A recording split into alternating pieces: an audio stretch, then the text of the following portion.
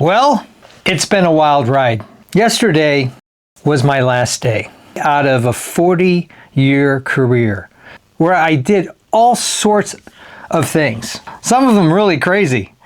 And as I was walking to the building for the last time, opening the door, gone through security, as I did so many times before, and as I was getting towards this day, I kept wondering what it was going to feel like.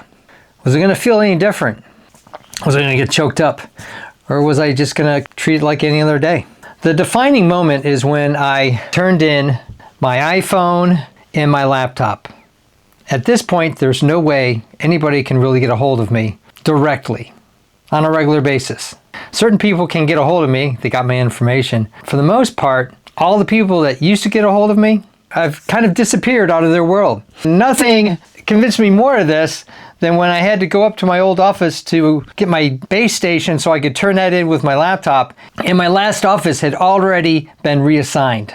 So I asked my team that I used to be part of, where is the base station? And they directed me to an office, and I found it and I turned it in. So even though I looked around and the spaces were very familiar, they weren't mine anymore.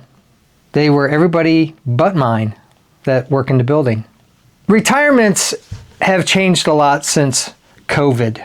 Pre-COVID, there would be big luncheons and everybody would get signed pictures. It was kind of a big deal. Now we've lost 100 people in a very short period of time. It's just fill up your box, or in this case, a piece of roller luggage that I had. You fill it up with all the stuff that you gathered over the years that you wanted to keep, and you rolled it out, and that's it. You're done. A little over 40 years ago, I graduated with a bachelor's degree in aerospace engineering. It was a challenging degree for a whole bunch of reasons, but I made it through. It was funny because when I started my degree in 1980, wow, there was a time, my sophomore year, a lot of engineering students left. In fact, when I went to my orientation, the dean of engineering said, "Look to your left, look to your right. Only one of you is going to graduate as an engineer." And I felt like they really put the screws to us and held us accountable and really tried to weed us out. Is that the right way to do engineering? Don't know, but that was what I experienced. When I graduated in the aerospace engineering class, we started out with 100 plus students in aerospace engineering. We graduated 28. So even though it was kind of harsh for the dean of engineering to say that before I started my freshman year, he was pretty accurate. I would say almost 1 in 4 in our case with the aerospace engineering group. I was thinking about what I would tell people that are struggling now in 2025 as I do this video about a career. There wasn't a lot of jobs available. In fact, it's a lot like computer science and some of the technology things going on today. And people said, "Why are you getting in aerospace engineering?" And I said, well, because I want to become an astronaut, and this is my fallback plan. Because in 1985, when I graduated with co-op time, that was a 5-year plan, there was a ton of aerospace engineering opportunities. I had 2, 3, or more job offers, and I wasn't even an A student. And one of them was to work for the Navy. I was talking to a recruiter who was an aerospace engineer from the same college, which was a small college compared to where they were drawing the talent from. And she told me, hey, if you work hard, you can go to this thing called test pilot school. And at the time, test pilot school was where 50% of all the astronauts came from. So I'm thinking, hey, want to be an astronaut? My vision gave out my senior year in college. And I said, okay, this looks like the place I should go.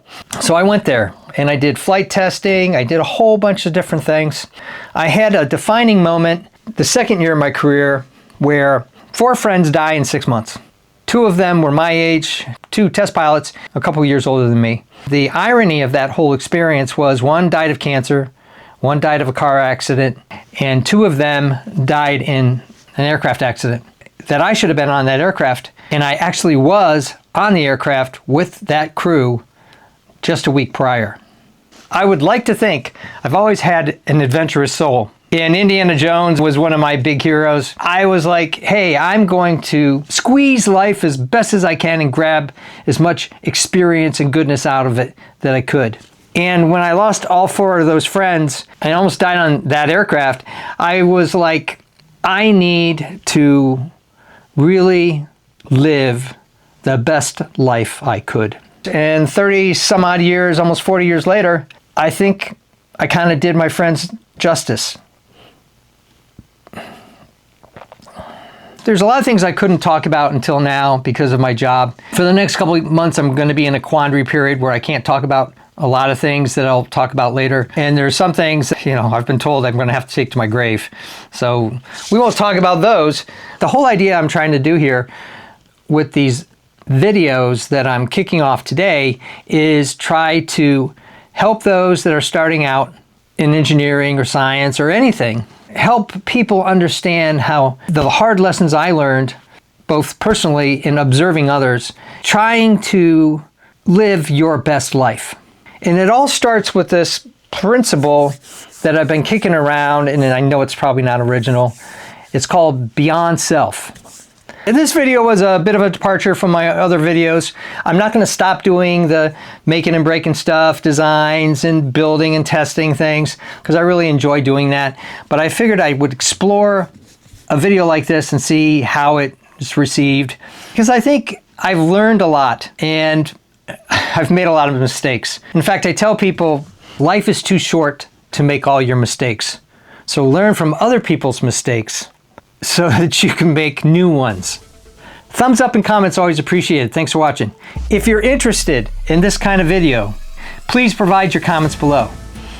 If you think it's whacked out, provide your comments below.